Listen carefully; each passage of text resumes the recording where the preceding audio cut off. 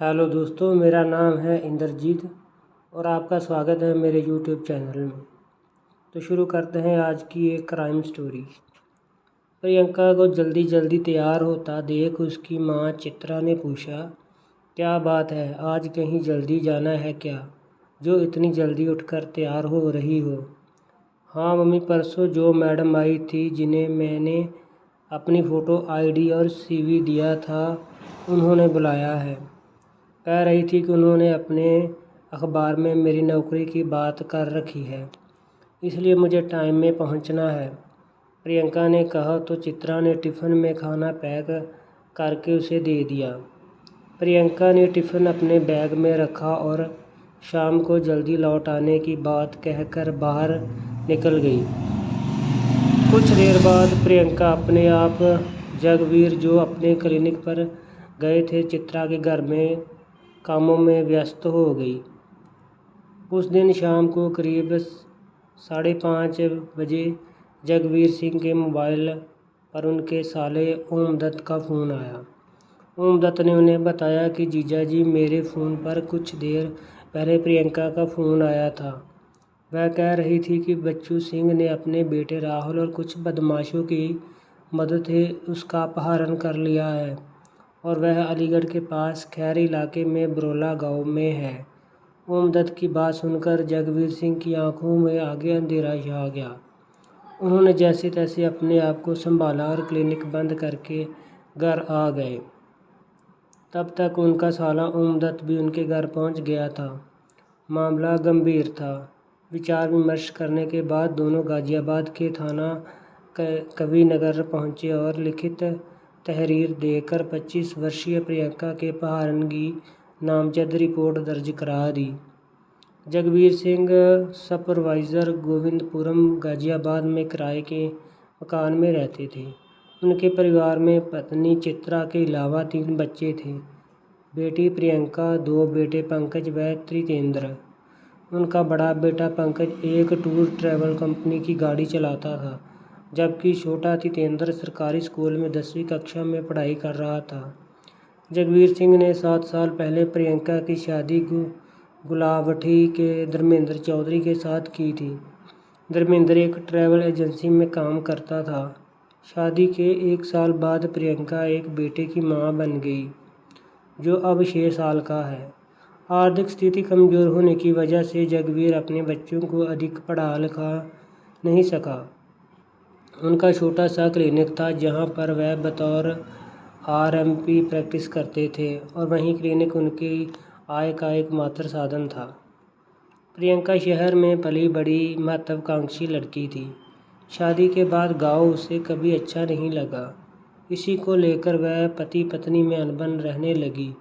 तो प्रियंका ने पति से अलग रहने का निर्णय ले लिया और बेटे साहब त्रिवेंद्र का घर छोड़कर माता पिता के पास गाजियाबाद आ गई। जगवीर सिंह की आर्थिक स्थिति पहले से ही खराब थी। बेटे साहब प्रियंका के मायके आ जाने से उनके परिवार के खर्चे और बढ़ गए। किसी भी माँ बाप के लिए किसी विडंबना से कम नहीं था कि उनकी बेटी शादी के बाद उनके साथ रहे। इस बात को प्रियंका अच्छी तरह समझती थी, इसलिए वह अपने स्तर पर नौकरी की तलाश में लग गई। काफ़ी खोजबीन के बाद भी जब उसे कोई अच्छी नौकरी नहीं मिली तो उसने एक मोबाइल शॉप पर सेल्स गर्ल की नौकरी कर ली। मोबाइल शॉप पर काम करते हुए प्रियंका की मुलाकात तरुण से हुई। तरुण चढ़ती उम्र के अच्छे परिवार का लड़का था। पहली ही मुलाकात में तरुण आंखों के रास्ते प्रियंका के दिल में उतर गया। बातचीत हुई तो दोनों में अपना अपना मोबाइल नंबर एक दूसरे को दे दिया। इसके बाद दोनों प्रिय रोज़ की तरह एक दूसरे से फ़ोन पर बातें करने लगे। जल्दी ही मिलने मिलाने का सिलसिला भी शुरू हो गया। दोनों एक दूसरे को दिन में कई बार फ़ोन करते थे और एसएमएस करने लगे। जब समय मिलता तो दोनों साथ साथ घूमते और रेस्टोरेंट वगैरह में जाते। धीरे धीरे दोनों के बीच नज़दीकियाँ बढ़ने लगी। तरुण के पिता बच्चू सिंह उत्तर प्रदेश के सब इंस्पेक्टर थे और गाजियाबाद में थाना मसूरी में तैनात थे। जब तरुण सिंह और प्रियंका के संबंध गहराए तो इन दोनों की प्रेम कहानी का पता बच्चू सिंह को भी लग गया। उन्होंने जब इसके बारे में तरुण से पूछा तो उसने बेहिचक सारी बातें पिताजी को बता दी। प्रियंका में बारे भी सब कुछ यह भी बता दिया कि वह उससे शादी की इच्छा रखता है। इधर प्रियंका भी तरुण से शादी का सपना देखने लगी थी।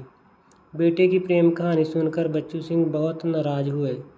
उन्होंने तरुण के साफ साफ कह दिया कि वह प्रियंका से दूर रहे, क्योंकि एक तलाकशुदा और एक बच्चे की मां कभी भी उनके घर की बहू नहीं बन सकती।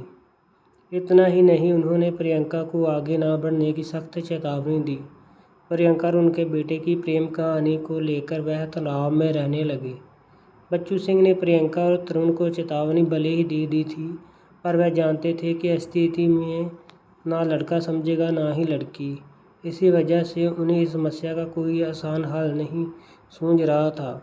आखिर काफ़ी सोच विचार कर उन्होंने प्रियंका को समझाने का फैसला किया। बच्चू सिंह ने प्रियंका को समझाया, लेकिन वह शादी की जिद पर अड़ी थी। इतना ही नहीं, ऐसा न करने पर उसने बच्चू सिंह के परिवार को सेहत अंजाम भुगतने की धमकी तक दे डाली। अपनी इस धमकी को उसने सच भी कर दिखाया। 1 मार्च 2013 थाना में उसने कवि नगर में बच्चू सिंह और उसकी बेटे राहुल, धर्मेंद्र, प्रशांत और रोबिन के खिलाफ धारा 376, 452, 323, 506 व 406 के तहत मुकदमा दर्ज करवा दिया, जिसमें उसमें घर में घुसकर मारपीट, बलात्कार और 70,000 रुपये लूटने का आरोप लगाया। बलात्कार का आरोप लगाने में बच्चू सिंह परिवार की बड़ी बदनामी हुई। इस मामले में बच्चू सिंह का नाम आने के उनका बड़ी बदनामी हुई और उन्होंने अपना तबादला मेरठ के जिला बागपत में करा लिया। मामला चूंकि एक पुलिस कर्मचारी से संबंधित था, इसीलिए सिलसिले को गंभीर जांच करने की बजाय विभागीय जांच के नाम पर लंबे समय तक लटकाए रखा गया, जबकि दूसरे आरोपियों के खिलाफ कानूनी कार्रवाई की गई। उधर बच्चू सिंह के खिलाफ कोई विशेष कार्रवाई न होते देख प्रियंका ने उनके बड़े बेटे राहुल और उनके दोस्त के खिलाफ 17 जून 2023 को छेड़खानी व मारपीट का एक और मुकदमा दर्ज करा दिया। उससे बच्चू सिंह का परिवार काफ़ी दबाव में आ गया। दो मुकदमे फंसने से बच्चू सिंह और उनके परिवार को रोज़ कोर्ट के चक्कर लगाने पड़ रहे थे। इसी सब के चलते 31 नवंबर 2013 प्रियंका के घर से गायब हो गई। प्रियंका के अपहरण की रिपोर्ट दर्ज होने पर थाना प्रभारी कवि नगर ने इस मामले की जांच की जिम्मेवारी सब इंस्पेक्टर शिवराज को सौंप दी। शिवराज सिंह प्रियंका द्वारा दर्ज किए गए पिछले 2 केसों की जांच कर रहे थे। उन्होंने पिछले दोनों केसों की तरह इस मामले को भी विशेष दिलचस्पी नहीं ली। दूसरी ओर प्रियंका के माता पिता लगातार थाने के चक्कर लगाते रहे। उन्होंने DIG, IG और गाजियाबाद के SSP तक सभी अधिकारियों को अपनी परेशानी बताई, लेकिन किसी भी स्तर पर उनकी कोई सुनवाई नहीं हो रही। इसी बीच अचानक थाना प्रभारी कवि नगर का तबादला हो गया। उनकी जगह एक थाना प्रभारी आए, अरुण कुमार सिंह ने प्रियंका के अपहरण के मामले में विशेष दिलचस्पी लेते हुए इसकी जांच का जिम्मा बरेली के तबादला होकर लिए तेज तकरार ASI पवन चौधरी को सौंपकर कड़ी जांच के निर्देश दिए। पवन चौधरी ने जांच की तेजी लाते हुए इस मामले में उस अज्ञात नामजद महिला पत्रकार के बारे में पता किया, जिसने लापता होने वाली प्रियंका को नौकरी दिलाने के लिए बुलाया था।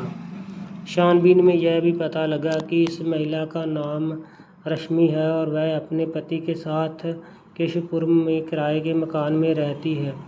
यह भी पता चला कि वह खुद को किसी अखबार की पत्रकार बताती है। पवन चौधरी के रश्मि का मोबाइल नंबर हासिल करके उसकी कॉल डिटेल निकलवाई। कॉल डिटेल के यह बात साफ हो गई कि 31 नवंबर को उसी ने प्रियंका को फ़ोन किया था। यह जानकारी मिलते ही पुलिस ने 18 फरवरी 2014 को 7:30-12 बजे रश्मि और उसके पति अमर पाल को उनके घर से गिरफ्तार कर लिया। थाने पर जब दोनों से पूछताछ की गई तो पहले तो दोनों पति पत्नी ने पुलिस को बरगलाने की कोशिश की, लेकिन जब उनके साथ थोड़ी सख्ती की गई तो वह टूट गए। मजबूर होकर उन्होंने सारा राज खोल दिया। पता चला कि प्रियंका की हत्या हो चुकी है।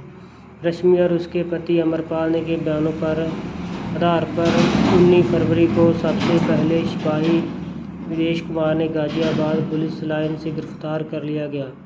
इसके बाद उसी दिन हत्याकांड के मास्टरमाइंड बच्चू सिंह को टिटरी पुलिस चौकी बागपत गिरफ्तार कर गाजियाबाद लाया गया। थाने में जब उनसे पूछताछ की गई तो पता चला कि बच्चू सिंह प्रियंका द्वारा दर्ज कराए गए मुकदमों से बहुत परेशान रहने लगे थे। इस चक्कर में उनका तबादला भी बागपत पर कर दिया गया था। यहीं पर बच्चू सिंह की मुलाकात उनके साथ काम करने वाले सिपाही राहुल से हुई। राहुल अलीगढ़ का रहने वाला था। बच्चू सिंह ने अपनी समस्या के बारे में उसे बताया। राहुल पर भी अलीगढ़ में एक मुकदमा चल रहा था, जिसके सिलसिले में वह पेशी पर अलीगढ़ आता जाता रहता था। राहुल का एक दोस्त विनेश कुमार भी पुलिस में था और गाजियाबाद में तैनात था। विनेश जब उस मामले में अलीगढ़ जेल में गया था तो उसकी मुलाकात एक बदमाश अमरपाल से हुई थी। विनेश ने अमरपाल की जमानत में मदद की थी। उसके लिए यह विनेश का एहसान मानता था। बच्चू सिंह ने राहुल और विदेश कुमार के माध्यम से अमरपाल से प्रियंका की हत्या का सौदा 2 लाख में तय किया था। योजना के अनुसार अमरपाल ने इस काम के लिए अपनी पत्नी रश्मि की मदद ली थी। उसने रश्मि की प्रियंका की दोस्ती करने को कहा। इससे प्रियंका की दोस्ती की गांठ पर उसे विश्वास में ले लिया। रश्मि जब यह पता चला कि प्रियंका को नौकरी की ज़रूरत है तो उसने खुद को एक अखबार में पत्रकार बताकर प्रियंका को 30 नवंबर 2013 को सुबह फ़ोन कर अपने घर बुलाया और उसे बस अड्डे ले जाकर उसे अमरपाल की यह कार पर सौंप दिया। वह अखबार का सीनियर रिपोर्टर था और जब उसे आगे उसकी मदद नहीं करेगा। अमरपाल प्रियंका को बस से लालूवाला तक लाया, जहां पर रितेश नाम का एक और व्यक्ति मोटरसाइकिल लेके उनका इंतज़ार कर रहा था। तीनों उसी बाइक को लेकर शाम अलीगढ़ पहुंचे। वहां से वह लोग खैर पास गांव बिरोला गए। तब तक प्रियंका को शक हो गया था कि गलत हाथों में पहुंच गई है। जब एक जगह बाइक रुकी तो प्रियंका ने बाथरूम के बहाने अलग जाकर अपने मामा को फ़ोन कर अपनी स्थिति बता दी। इसके बाद जब लोगों ने नहर के बाइस रोकी तो प्रियंका ने भागने की कोशिश की, लेकिन वह गिर पड़ी। यह देखकर अमरपाल और रितेश ने उसे पकड़ लिया और उसका गला घोंटकर हत्या कर दी। हत्या के बाद इन लोगों ने प्रियंका की लाश को भी नहर में फेंक दिया और अलीगढ़ स्थित अपने घर में चले गए। इस हत्याकांड में बच्चू सिंह के बेटे राहुल को भी संलिप्तता के पाए जाने पर पुलिस ने अगले दिन उसे भी गिरफ्तार कर लिया। इसी हत्याकांड के नाम पर सिपाही राहुल फरार हो गया, जिसे पुलिस गिरफ्तार करने की कोशिश कर रही है। पूछताछ के बाद सभी गिरफ्तारियां अभियुक्तों के अगले दिन गाजियाबाद अदालत में पेश किया गया, जहां रश्मि सिंह, बच्चू सिंह, विनेश कुमार और तरुण को जेल भेज दिया गया, जबकि अमरपाल की डिमांड को लेकर प्रियंका की लाश के तलाश में खैर इलाके का चक्कर लगाया गया, लेकिन वहां पर लाश का कोई अवशेष नहीं मिला। पुलिस ने इस इलाके की पूरी छान मारी, लेकिन कोई नतीजा नहीं निकला। रिमांड अवधि पूरे होने पर अमरपाल को भी डासना जेल भेज दिया गया। दोस्तों, चैनल को सब्सक्राइब, लाइक, शेयर और कमेंट करना मत भूलिए।